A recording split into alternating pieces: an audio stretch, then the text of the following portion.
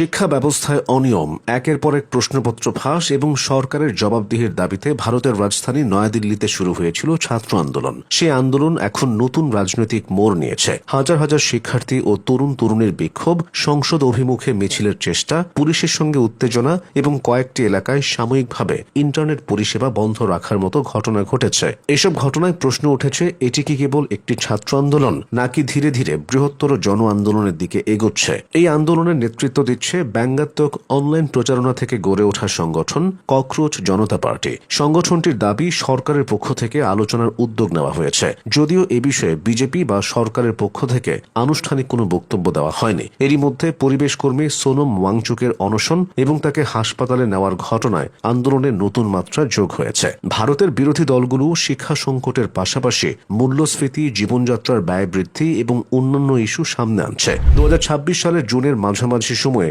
ভারতের প্রধান বিচারপতি সূর্যকান্ত বেকার যুবকদের তেলাপোকা বলে মন্তব্য করেছিলেন। তার এই মন্তব্যে সে দেশ জুড়ে তীব্র ক্ষোভের সৃষ্টি হয়। এরপরই জন্ম নেয় সিজেপি বা ককরোচ জনতা পার্টি। ভারতের তরুণদের মধ্যে এটি ব্যাপক সাড়া ফেলে। তারা একের পর এক বিশাল প্রতিবাদ কর্মসূচি গড়ে তোলেন। সিজেপিকে এখন আর কেবল সামাজিক যোগাযোগ মাধ্যমের সাময়িক ভাইরাল ঝড় হিসেবে দেখার সুযোগ নেই। এটি এমন কোনো ব্যঙ্গাত্মক তরুণ সংগঠন নয় যা রাস্তায় অল্প কিছুদিন দৃশ্যমান থেকে মিলিয়ে যাবে। বলা যায়, এই তেলাপোকা অনেক দূর এগিয়ে গেছে। ভারতের বহু তরুণ এখন বেকারত্ব, প্রশ্নপত্র ফাঁস আর দ্রব্যমূল্যের ঊর্ধ্বগতির মুখোমুখি।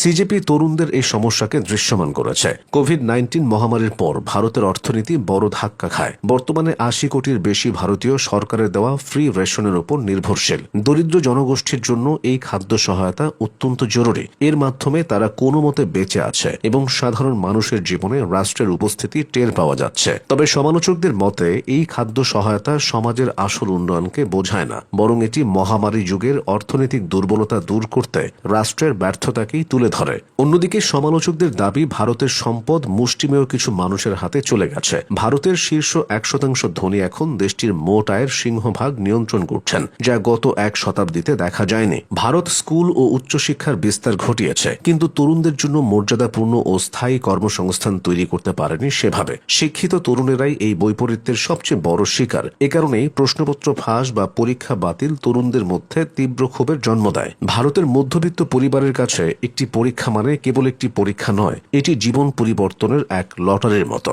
সন্তান যাতে একটি সম্মানজনক চাকরি পায়, সেজন্য ভারতের অনেক অভিভাবক সঞ্চয় করেন, ঋণ নেন, এমনকি জমিও বিক্রি করে দেন, কোচিং সেন্টারে দেন চড়া ফি। তাই পরীক্ষার প্রশ্নপত্র ফাঁস হলে এ পরিবারগুলোর স্বপ্নের কবর রচিত হয়। ভারতে এমনটা হয়ে আসছে বারংবার। এছাড়া অন্যান্য সমস্যাগুলো এখন দৃশ্যমান হওয়ায় এই আন্দোলন নতুন মাত্রা পেয়েছে। কোনো ব্যঙ্গাত্মক আন্দোলন এত দূর এলে সমাজ পরিবর্তনের জন্য তার পুরোপুরি রাজনৈতিক দল হয়ে ওঠার প্রয়োজন পড়ে না। সাধারণ ভাষায় কথা বলা যখন বন্ধ হয়ে যায়, তখন মানুষ ব্যঙ্গের আশ্রয় নেয়। সংগঠিত রাজনীতি যখন ঝুঁকিপূর্ণ হয়, তখন মানুষ মিমের মাধ্যমে প্রতিবাদ জানায়। ভারতে এখন ঠিক সেটাই হচ্ছে।